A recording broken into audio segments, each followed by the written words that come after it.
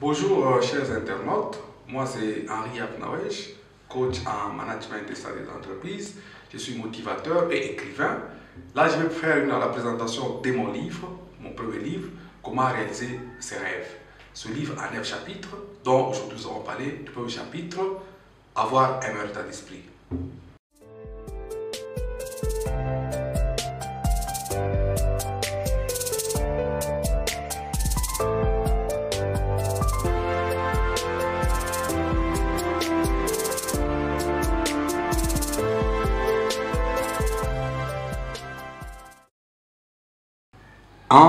La puissance du focus. Nous avons tous le désir de réaliser des choses dans notre vie. Nous avons des ambitions, nous avons des rêves, nous avons des choses que nous voulons faire dans la vie de la terre. Mais c'est vrai qu'il y a plusieurs choses qui nous passent aujourd'hui par nos têtes, par nos yeux, la télévision, tout ce que nous voyons. Et pour que nous puissions y arriver, il faut que nous puissions nous focaliser sur des choses que nous désirons. C'est pour ça, dans ce livre, nous avons conseillé à nos lecteurs, à tous ces gens qui veulent réaliser leurs rêves, de pouvoir choisir des choses dont ils trouvent très importantes. Vous devez avoir des choses sur lesquelles vous focalisez votre esprit. Parce que si vous avez plusieurs choses sur lesquelles vous voulez faire à la fois, vous n'allez pas y arriver. C'est pourquoi le choix est très important dans notre vie. Et si vous avez quelque chose qui vous passionne, si vous avez quelque chose qui vous donne le désir d'y aller, c'est la chose sur laquelle vous allez focaliser votre esprit. C'est pour ça que nous conseillons dans ce livre de pouvoir focaliser, de pouvoir vous fixer sur les choses dont vous aimez.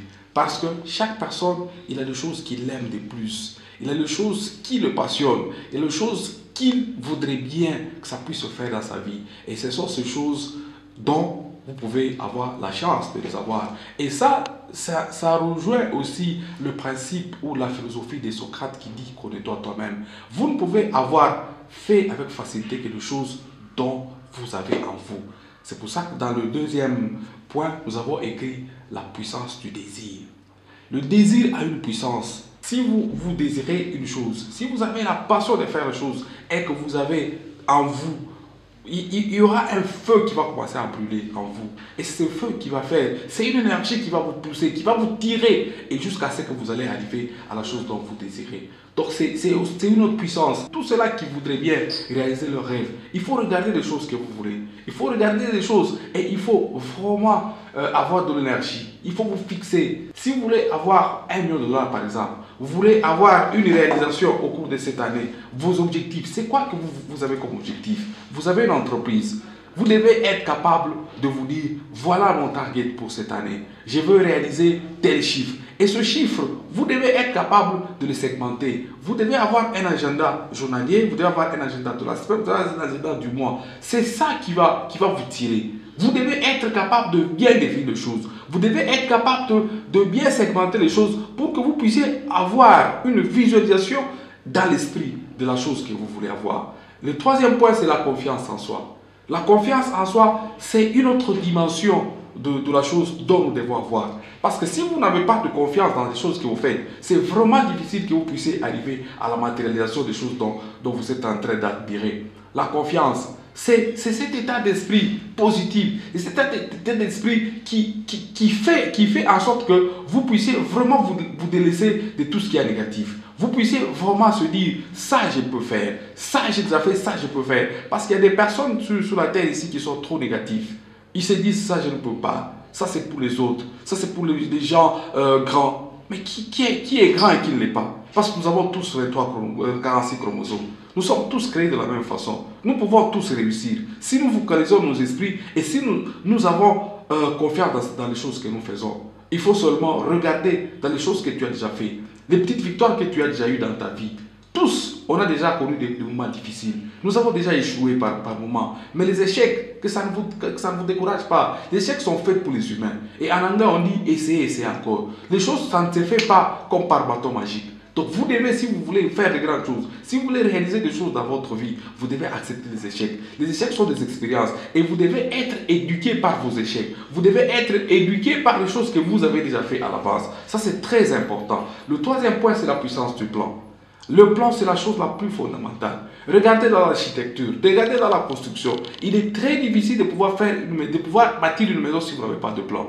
Vous devez être capable de réaliser votre maison, d'être dans votre maison avant que vous ne puissiez la construire. C'est quoi qui va faire? C'est le plan. Parce que vous aurez le plan, vous aurez toute la dimension de la maison. Et c'est sans ces dimensions, c'est cette réalisation de la maison sur papier qui va faire que, en sorte que quand vous allez commencer à faire votre maison, vous aurez à corriger tout ce qui n'a pas été correct parce que vous avez le plan sur papier. C'est la même chose avec la réalisation de notre vie. Nous devons avoir notre vie dans la tête. Si vous voulez être manager, par exemple, dans votre carrière, dans 5 ans, vous devez être capable de vous regarder dans ce fauteuil-là de manager. Vous devez être capable de regarder la femme de votre rêve. Vous devez être capable de regarder votre vie dans 5 ans, dans 10 ans. C'est ça les stratégies. En fait, la vie, ce n'est pas aujourd'hui. Aujourd'hui, nous l'avons déjà. Mais la chose la plus importante, c'est être capable de vous regarder. Qu'est-ce que je deviendrai dans 10 ans? Être capable de vous regarder ce que vous serez dans 15 ans. Être capable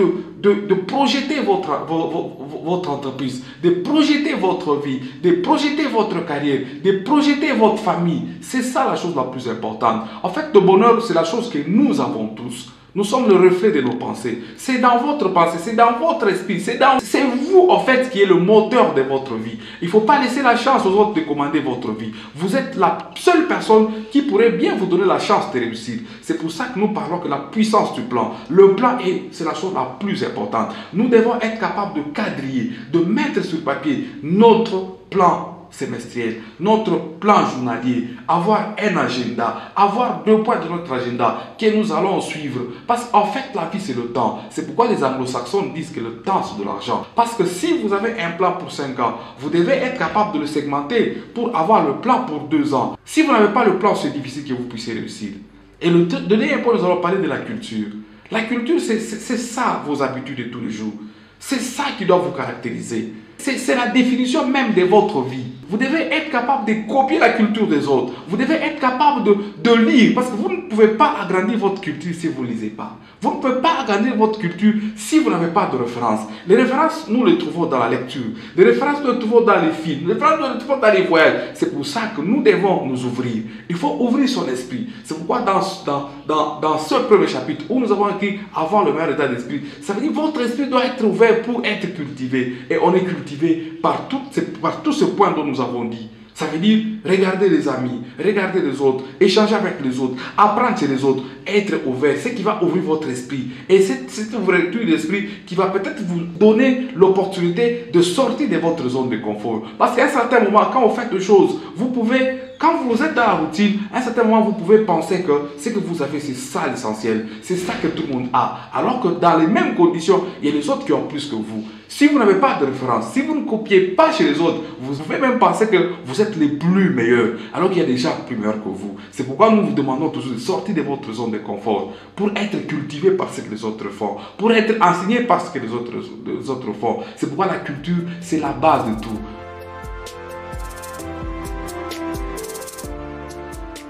Merci à vous d'avoir suivi cette petite vidéo et je pense que ça a été très utile. Vous avez aussi encore appris. Merci.